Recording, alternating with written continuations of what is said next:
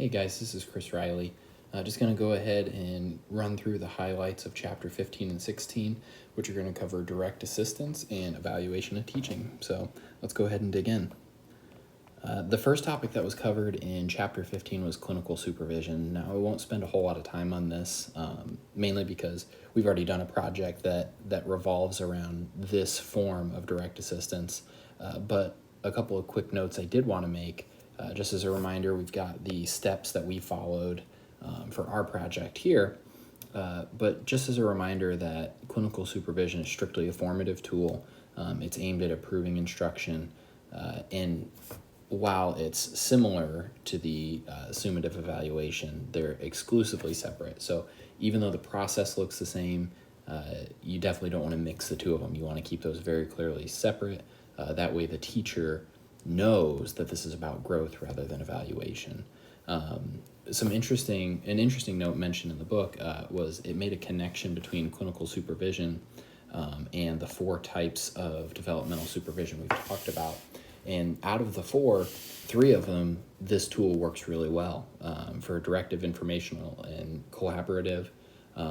For most teachers, that's what you'd end up using, and it works great because you can have some input, you can work as peers with the teacher to work together and be equal collaborators, and that's great.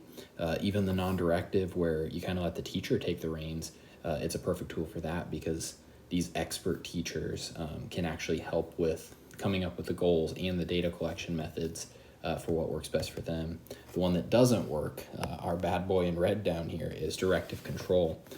Definitely does not work well with clinical supervision. I'm certain that from the call you probably had with Dr. Quick, if you were dealing with a teacher like that for the directive control exercise and simulation, that's definitely not somebody that would benefit from clinical supervision. So definitely not a useful tool in that situation. But of course, those are short-term things. So this will work for most teachers. Another form of direct assistance that was talked about in the book is peer coaching. One way the book kind of described it, and I broke it down a little bit simpler, is clinical supervision between peers. You can really think of peer coaching as just being just that, clinical supervision between peers. So it's the same process, the pre-conference, the observation, the analysis, all that. And just instead of it being an administrator observing and having those conferences, it's another teacher. So same process, same things that they look for, same ways to help, just among peers instead. But the book does run through 4 things that need to be addressed in order for a peer coaching system to be effective. And those are purpose, preparation, scheduling, and troubleshooting.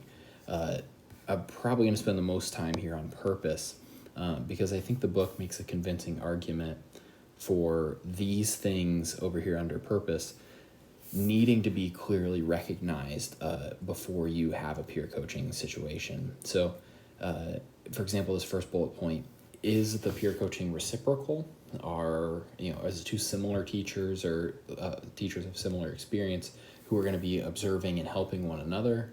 Is this an expert to a novice coaching? It should be very clearly designated what the situation is here. Are you purposely learning from one another, or is this the expert helping out? Also, is it the observer or the observee oriented? Is the person sitting in the classroom watching trying to get the benefit out of it, or is the person watching trying to provide benefit to the other teacher? So those things should be clearly laid out as well. Common focus versus teacher specific. Are you looking for skills, tools, methods that the whole school is supposed to be using, or is this just for that specific teacher?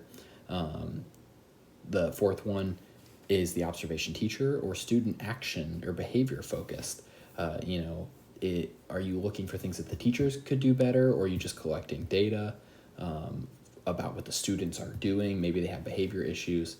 And then the last one here, is this just an opportunity for teachers to reflect on the data that you give them, or is there specific skill behind it?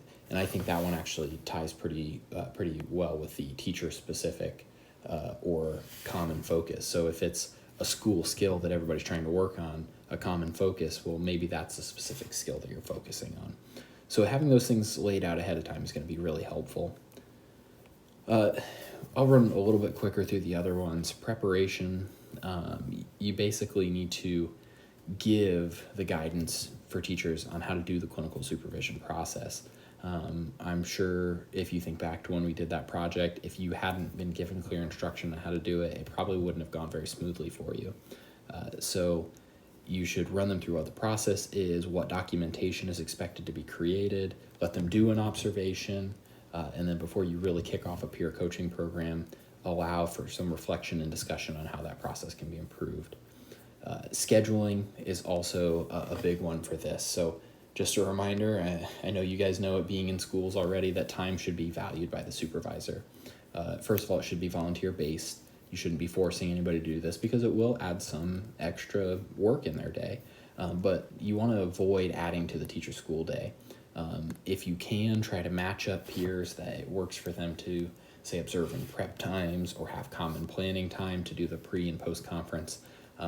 If possible, provide coverage. I know right now, I don't know about you guys, we're in a sub shortage, so that's pretty hard, but if you can get a sub in there to cover a class while somebody observes, that'd be fantastic, because that's going to give those peers opportunities without adding to their day.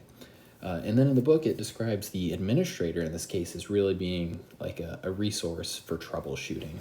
So when we get to our last one here, the administrator would provide assistance as needed, check in on a regular basis. But the main idea here is this is formative evaluation coming from a peer. Now you could change this a little bit and do more of like the synergistic triad, as Dr. Quick had explained in the lecture video, and the administrator could be a little bit more involved in it. But that peer coaching, regardless of whether you do the synergistic triad, is going to be useful. The next method of direct assistance is mentoring. So a couple quick notes on this. You should have a pool of mentors identified. And one thing that the book mentions that I like is you should try to build your culture so that teachers are excited if they get asked to be a mentor. It should be something positive and something like, oh man, they really think that I'm a worthwhile mentor, that I could help people. And one suggestion they have is to have selection committees to make sure that you're not favoring one group of people. Maybe you're a former English teacher and you favor the English teachers as mentors. But if you get multiple stakeholders involved, whether that's support staff or other teachers, in identifying possible mentors, that can make sure you get some really good candidates to volunteer for this. After being chosen, of course. Another thing the book gets into is matching mentors and teachers, so making sure it's going to be an effective team. Some things to consider are listed here, like content area, grade level, are the classrooms close together, what's their personality like, teaching philosophy. Because if you're honest, if you put together a bad match, you really can't be upset if it doesn't go well. So making sure you consider those things whenever you put those mentors together is definitely good advice. And then the other thing is support. Of course, the mentor is going to provide support by helping the teachers to acclimate, assist them in planning a curriculum, coach them through new tasks. So, the first time a new teacher has to write up a referral, a mentor should be somebody that they should go to in that. But another quick note on support, it's not just the mentor supporting the mentee. You as an administrator should also make sure that you're supporting that mentor and making sure that they have what they need, whether it's time, whether it's resources, to be a successful support for that new teacher. Of course, there's benefits on both sides. I won't spend too long on this. You get a lot of benefits to the new teacher, but on the other side of it, yes, the mentor gets some benefits as well. They get to have better reflection skills, problem solving, confidence, because they're this mentor teacher that somebody else is looking up to. But one thing I think is really interesting, the book kind of mentions quickly, but I think it's worth considering, is as a mentor, you're helping to make sure that there's increased educational gains for the students of novice teachers. And if there's no other reason to do it, I think that's the one right there. So that's really a good selling point for those volunteers to get them to want to be mentors. Because now you've got, depending on the grade level, if it's elementary, 20, 30 kids who just had a better school year because their novice teacher was supported well. And I think that's just a fantastic way to look at it. Some other types of mentorship, of course, you could do reciprocal mentoring. So that would be a back and forth between experienced teachers, learning skills, matching them up with maybe strengths and weaknesses. And then there's reverse mentoring. So that's where you could have younger teachers mentoring veteran teachers, particularly. I like my little graphic here of the computer surfing, because technology is a great way to use a reverse mentoring situation. The younger folks helping the older teachers out. So this set of questions over here on the right side, this actually came out of page 282 in the textbook. And they mentioned that when you're providing direct assistance, you're spending more time in the classroom. And if you're going to be in the classroom, why not use that to try and check in on the culture and help improve it in your school? So there's just a list of questions here that I think are great to just quickly ask when you're doing an observation, when you're doing clinical supervision, any of these things. You can ask questions like, are students treated equitably by the teacher and each other? Do the teacher and students demonstrate compassion to those in need? Do they feel safe? Are all cultures respected and valued? It's just a great check-in to make sure that the classroom culture mirrors the school culture that you want to build as an administrator. So for chapter 15, kind of adapted our overarching reflective question here. I think this is worth considering for when we do our discussion. As a future leader, considering how to promote success for everyone in your school, how will you use direct assistance methods to actively encourage and model inclusivity and equity? How do we tie these two things together? I think there's some good ways we can do it, and I look forward to talking about it.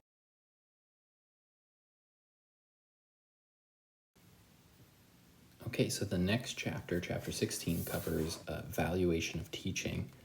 And one of the things that the book lays out is 3 key points that they make right off the bat that I think are worth summarizing here. The 3 key stances mentioned in chapter 16 are that both summative and formative evaluations are necessary. We gotta do them, right? As much as we might not look forward to this one, it is still important to do. Also, both of these evaluations should be separate from one another. And we'll get into why here in a little bit. And the third thing is, if you're going to split your time and put focus into either one of them, that the main focus should be on formative evaluation. And I think we understand why. Just making sure that we're actively trying to improve instruction in classrooms. So I made this handy little chart based off of one that was in the textbook to just kind of compare the function, purpose, scope, all sorts of stuff about from these 2 different evaluation types. I've highlighted the ones I want to talk about here quickly. So on the left side for summative, the function is really administrative, right? It sounds bad to say, but it's checking the boxes in a way. It's a process that has to be done, and it's definitely an administrative thing. Did the teacher do what they were supposed to do? Check. Whereas on the formative side, this is a supervisory thing. It's not did the teacher do what they needed to do. It's did they do it? Could they do it better? How could they do it better? How could I support that? So it goes from being just administrative to being a supervisor, providing that leadership in instruction. Bouncing down here to the focus, I thought this was an interesting comparison between the two, that on a summative, you've got written standards, standardized criteria of evaluation, your RISE rubrics and all that stuff. But on the formative side, it's really any data. So you could be a fantastic teacher meeting all of the check mark boxes on the RISE rubric, but there's still things that you can improve on. So being able to step away from the standardized criteria, I think really is where the power of formative evaluation lies, is being able to focus it to what it needs to be focused on. A couple other things, stark comparisons here, is that for summative, we've got a set period of when it happens, typically yearly, the dreaded observations at the end of the year and then your evaluation. Versus formative, it's ongoing because it's all about continuous improvement. And I think that's a good way to look at it, that we do the one on the left, cool, but formative, we can continue to grow throughout the entire year. We don't have to wait a whole calendar year to figure out how we can get better. And then the bottom one down here, when we're talking summative, it's the evaluation is going to be done by an administrator. And that actually ties up here to concerns that due process to make sure that teachers are given a fair shake. And that's absolutely, true. It should be that way. But what's cool about formative assessment is it can be the administrator, another form of supervisor. You can do formative evaluation yourself. You could use peers like that peer coaching or mentors. So the ability to get better, that focus on getting better, can actually be spread out, which means more opportunity for evaluation and therefore more opportunity for improvement. I had mentioned earlier that keeping the two types of evaluation separate is key. And the first question is why, right? And it's mainly because the purpose is so different that it's going to be more successful when you do them separately. So, the administrative purpose of the summative evaluation, that's cool, that's great, check that off and be done with it. That's going to be more clear cut if you don't mix in formative evaluation. Again, the focus should be on formative, but you still got to do the other one, so keep them separate.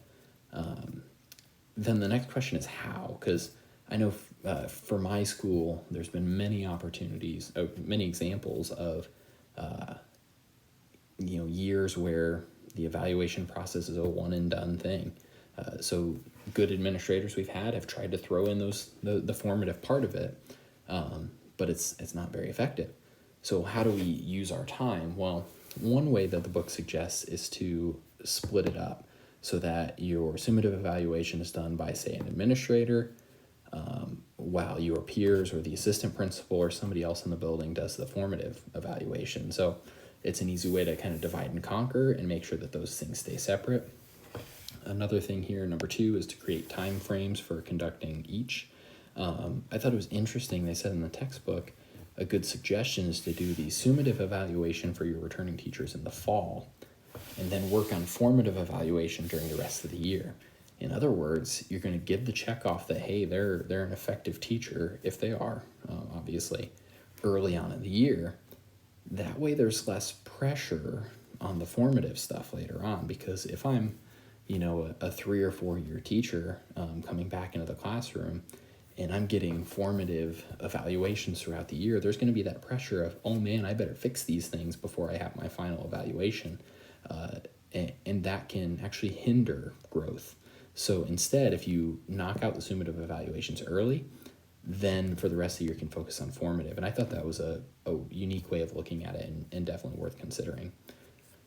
The third one is not very common. I don't see many of us getting away with this. I don't like to say it that way, but I think it's true. Where they suggest give minimal expectations of teachers and address issues as needed. So basically say, here's the things you're going to have to do, here's what's expected of you, and as long as I don't hear that you're failing at those things, hey, your summative evaluation's good. And then we focus on formative. So that gives more time for formative, which is great, but I don't think too many superintendents and school boards would go for a process like that. It also kind of interferes maybe potentially with that due process. If you had an ineffective teacher you look to fire. Some suggestions to help with the summative evaluations. One of the things that gets mentioned time and time again in the text is that high stakes test results are ineffective. They don't help, they don't work, they're unreliable. So if you can do anything, if you're taking advice from the book, get rid of that as a practice. It's too variable. It doesn't actively reflect what the teacher does in their performance. So things that you should do, so here, let me go ahead and just go ahead and cross that out. Let's not worry about that anymore. Let's try to get rid of that. So some things you can do is you can organize criteria into domains, which is pretty common. I know we use the RISE rubric. I've got the information for the table on page 294 that has different versions of this, but generally your domains break into different categories like instructional or assessment competence, professionalism, planning, so on and so forth. You've probably dealt with something like that. It's pretty common. They also mentioned that multiple types of data should be collected. Whatever you can collect to verify, great. That's awesome. Collect it up. The book also emphasizes that teachers should understand the process. But what we need to remember as administrators is if we want them to understand it, that means we have to inform them. We can't just expect that they'll know it. And that means new teachers every year. It means teachers that have been around a while. You might have to do some refreshers just to make sure that it's fair and equitable. And then also the last one here, underperforming teachers should be provided with improvement plans as a means to improve. We have already kind of talked about it. I know in some of the classes I've taken where you got to have that documentation. You can't just fire a teacher and, think it's going to be okay. You got to have documentation. Yeah, that's true, but it's an improvement plan. So that should be the first focus of it. If you have to use it for firing, okay, you've got it. But it should be a legitimate effort to get that teacher to improve and support them. And I know that sounds simplistic, but I think it's worth mentioning. Won't spend too long on this. There's some suggestions for formative evaluation, but pretty much all these tools can be used for summative or formative. You just have to make some changes for the purpose of it, right? So one example, reviewing student work right here. If you're doing it for a summative, maybe you're checking to see if the students are actually understanding the material. It's a they got it or they don't got it thing. If you're getting that and seeing that for a formative evaluation, it's really digging into, okay, why did they get it or why did they not get it? What could be improved on, and actively using that to make instruction better. The only other one I want to talk about here is the book mentions using individual improvement plans as a formative tool. I think that's sounds a little too out there. I don't know if I necessarily agree with that, but one thing that I could side with is if you were to maybe change that, instead of saying individual improvement plans, go with individual growth plans, to share that with your teachers and say, hey, here's some things that you can grow and you can get better at. Just getting away from that stigma of, oh, I'm on an improvement plan. No, it's a growth plan. We all need to grow. We all need to get better. So just that language that we use, I think, is important. That's why it kind of threw me off that was even on the list in the textbook. So this is me. This is not from the textbook, but I thought that was a better way to put that. Last thing is that the book mentions looking beyond individual evaluations, but also looking at team evaluations. That could be within PLCs, that could be grade levels, whatever it is. Those are great opportunities for formative evaluation. If you can establish those to where people get to observe one another in teaching, observe students in different classroom settings, develop common rubrics, stuff like that, that is a great way to improve instruction across multiple classrooms in one effort. So that's another thing to consider. And then they also mentioned school evaluation, which is interesting. The textbook doesn't give a whole lot of time to it, but it does mention repeatedly that it requires ongoing effort, that this is a big task, and it's something that you need to keep revisiting as a building level administrator. And it's going to take a lot of collaboration. It's going to take a lot of data collection, which also means a lot of communication with your staff, which we should be doing anyway. But it should be mentioned that if you want to work on school evaluation, that's a key thing, is communication. And then here's the reflective question I came up for this one, for us to consider when we discuss. So as a future leader, when you're considering how to promote inclusion in your school, how will you use formative and summative assessments as tools to support all teachers and model inclusive leadership? So there you go, guys. There's our question. Look forward to the discussion. And have a good one. Please reach out if you have any questions.